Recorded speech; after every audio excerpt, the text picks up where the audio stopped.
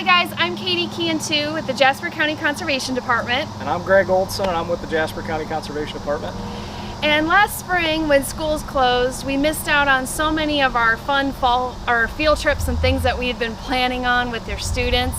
We were able to join students on Zoom and be able to chat with some classes. We've also been making a lot of videos for our programs, like the one you're watching today. We canceled all of our summer programs and our public events. We had all kinds of things that we were going to do this year, and unfortunately we've been coming up with other ideas that will still get families out to the parks even though they can't really come to a program.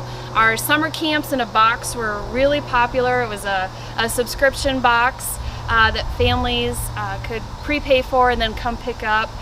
We've been doing some scavenger hunts and things out in our parks as well, and we've seen more people in our county parks than we probably have in a long time. So we know that people are definitely trying to find things to do, things that are close to home, and of course get outside and get fresh air and do the social distancing. We've been also getting ready for this fall, and we understand there's not going to be field trips, that probably won't be able to come into your classrooms, but we've been coming up with other ideas on how we can reach students and help teachers out throughout the county. And one kind of neat thing that we've been doing is working on virtual classrooms. And so we are going to have some different program slides on our Google Drive, and we're going to be sharing the links for this with teachers. And you can get on there and find virtual Greg and Katie and click on some of our different links. We'll have programs that we've recorded, different things that you could share with your remote learners as well, things that students can do at home and keep learning about nature and the outdoors.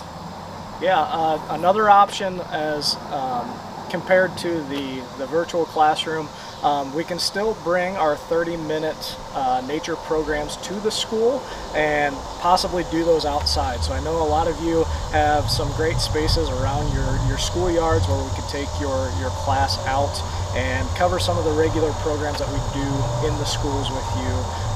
So that might be another option, and try to keep people spread out and keep people safe. So if that would be something that's interesting to you, you can get a hold of us for that option as well.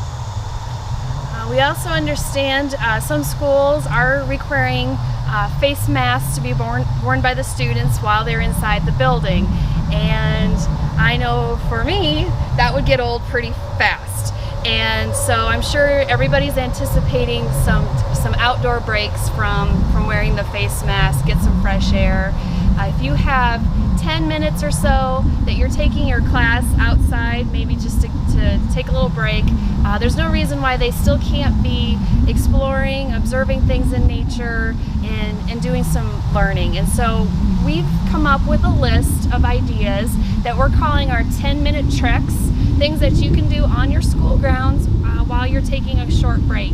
And we have probably enough ideas that you could do something new every day for the entire school year. And we're going to post that list also in our Google Drive and share that link. So if you're needing some ideas, and if you discover something really cool and your students get really excited about something they found in the schoolyard, there's going to be some options that you can continue to learn more and study it in the classroom, or that they can continue to carry on when they're at home.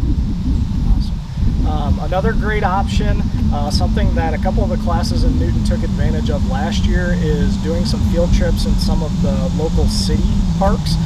So I know we had a couple of first grade classes come out last year to Maytag Park for a couple of hours. We split the groups up and did some different activities. We hiked and made some observations, collected some things along the way. So that would be another great option to get your classes out, and hopefully you can take advantage of that as well. And we'd probably only do maybe about an hour or two. We could fill a day, but maybe just short little field trips within walking distance. And then if you're not able to get out to do something like that, maybe when the weather's not as great too, we are more than willing to schedule times to Zoom with your class, and we can show pre-recorded clips and then have question and answers on Zoom live with your class, or we can do the whole thing live as well. We're also going to offer something we're going to call Ask the Naturalist. So if your students come up with some great science related questions and they want to try and stump us a little, maybe even, we are more than willing to answer your questions. We can pre-record it and you can share that with your students both in the classroom and the remote learners. And so please contact us if we can assist you in any way like that. If there's any other ideas or suggestions that you have for us, we are always working on new things.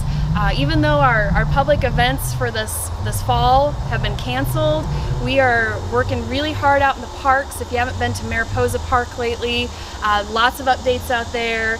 We even have a new park that will hopefully be open to the public this fall that we're really excited about. So there's lots of great things going on. Please reach out to us. We will be sharing those links with you, and you can always email us anytime, just like you normally did in the fall, to schedule programming if you want to know what resources we can provide with you. So thanks for working with us. We appreciate you all so much. Hope to see you this fall. Look forward to seeing from you.